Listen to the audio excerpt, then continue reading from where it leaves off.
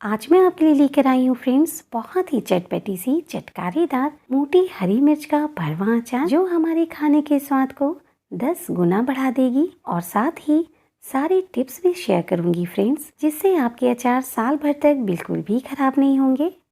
Hello friends, मैं हूँ मीता। मेरे चैनल कुक विथ मीता में आप सभी का तहे दिल से स्वागत है।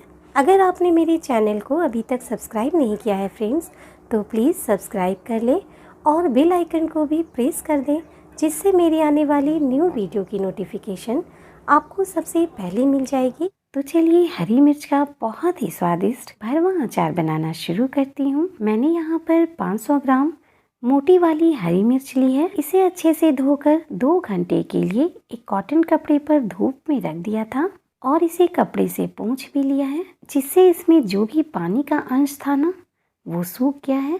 अब इसे बीच से इस तरह से कट कर लूंगी। आप चाहें तो इसकी डंडियों को हटा सकते हैं, पर मैं नहीं हटा रही हूँ। देखिए इसी तरह से सभी मिर्चों को कट कर लूंगी।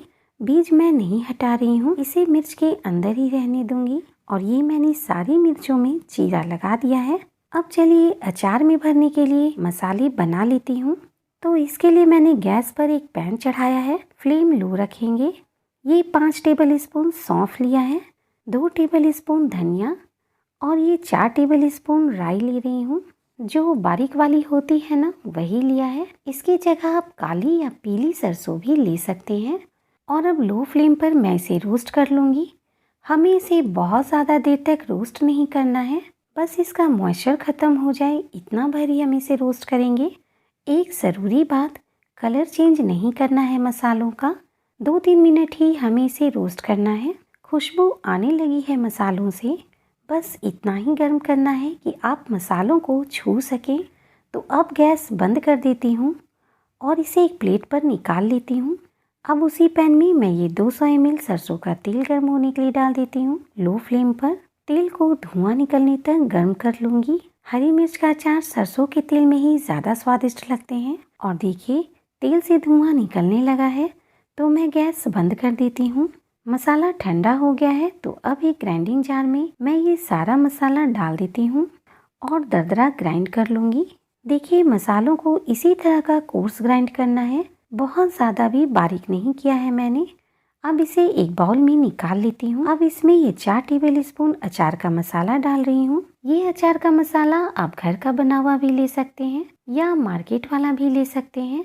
जब मैंने आम का अचार बनाया था ना, तो ये मसाला मेरा बच गया था, तो मैं वही डाल रही हूँ। अगर आपको भी यही मसाला बनाना है तो मैं आम के अचार का लिंक डिस्क्रिप्शन बॉक्स और आई बटन दोनों में डाल दूंगी, आप वहाँ से देख लें। इस अचार के मसाले से मिर्च के अचार का स्वाद और अधिक बढ़ जाएगा। 1 टेबल स्पून आमचूर पाउडर डाल रही हूँ, 1/4 टीस्पून हींग है, 1 टेबल स्पून हल्दी डाल देती हूँ। मैं यहाँ 3 टेबल स्पून नमक ले रही हूँ, आप अपने स्वाद के हिसाब से भी ले सकते हैं। ये 1 टेबल स्पून काला नमक डाल रही हूँ, 1 टेबल स्पून कलौंजी है, 1 टेबल स्पून काश्मीरी लाल मिर्च पाउडर है। अब सभी को मिक्स कर लेती हूँ। ये 3 टेबल स्पून व्हाइट विनेगर ले रही हूँ, यानी सफ़ेद सिरका जो नूडल्स वगैरह में डालते हैं ना, वही है ये।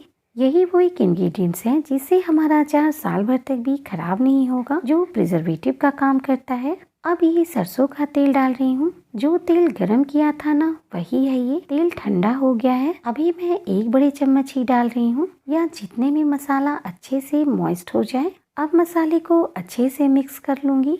मसाले में नमक कम लग रहा था, तो मैंने 1 टेबल स्पून और डाला है।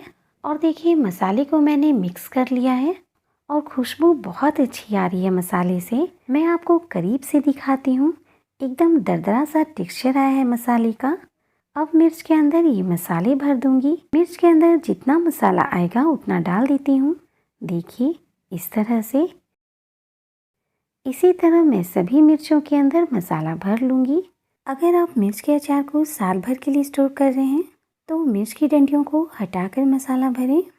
और ये लास्ट मिर्च भी भर लिया है मैंने एक लोहे का तवा गर्म होने के लिए रखा है। इसके ऊपर ये 1/4 टीस्पून हींग डाल देती हूँ। अभी इसे गर्म होने देती हूँ।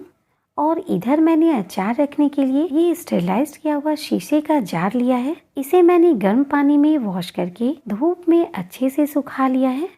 देखिए ये बहुत अच्छे से सूख भी गया है और यहाँ देखिए हींग से धुआं निकलने लगा है। और इस शीशे के जार को तवा के ऊपर इस तरह से रखेंगे जिससे सारा धुआं जार के अंदर भर जाए। ये स्टेप आप ज़रूर करें जिससे आपका अचार खराब नहीं होगा। अब धुएं वाले जार के अंदर ये मिर्च एक एक करके डालती जाऊंगी। सारी मिर्चों को जार में डाल दिया है और अब इसके ऊपर ये सरसों का तेल डाल देती हूँ जो ठंडा हो चुका है। और देखिए मैंने सारा तेल डाल दिया है इसके अंदर। अब आप इसे 4 से 5 दिन धूप ज़रूर दिखाएं और जब आप इसे धूप में रखें ना तो शुरू के 2 दिन आप इसका लिड हल्का सा खुला रखें जिससे मिर्च के अंदर जो भी मॉइस्चर होगा ना वो निकल जाएगा। और अगर आप इसका लिड लगाकर धूप में रखेंगे ना तो मॉइस्चर सारा अंदर ही रह जाएगा और इसी वजह से अचार में फंगस लग जाता है। तो आप ये गलती ना करें। अचार के जार को हमेशा साफ और सूखे जगह पे रखें और डेली खाने के लिए आप थोड़ा सा अचार छोटे जार में निकाल कर रख लें जिससे आपको हमेशा जार खोलने की जरूरत नहीं पड़ेगी। और जब भी अचार निकालें सूखे और साफ स्पून से निकालें। छोटी छोटी बातें हैं फ्रेंड्स जिसे ध्यान में रखेंगे ना तो आपके अचार भी सालों साल खराब नहीं होंगे। और ये मेरा बहुत ही टेस्टी चटपटा सा चटकारेदार अचार रेडी है।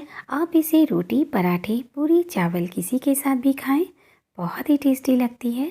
आप इसे एक बार ज़रूर ट्राई करिएगा फ्रेंड्स। मुझे उम्मीद है कि आपको भी अचार बहुत पसंद आएगी। और अगर आपको मेरी ये अचार की रेसिपी पसंद आती है फ्रेंड्स तो एक लाइक कर दीजिएगा मेरी मोटिवेशन के लिए और अपनी फैमिली फ्रेंड्स और सोशल मीडिया पर ज़रूर शेयर कर दें। मुझे आपके सपोर्ट की बहुत ही ज़्यादा ज़रूरत है फ्रेंड्स। मिलती हूँ नेक्स्ट वीडियो में एक नई रेसिपी के साथ। Thanks for watching.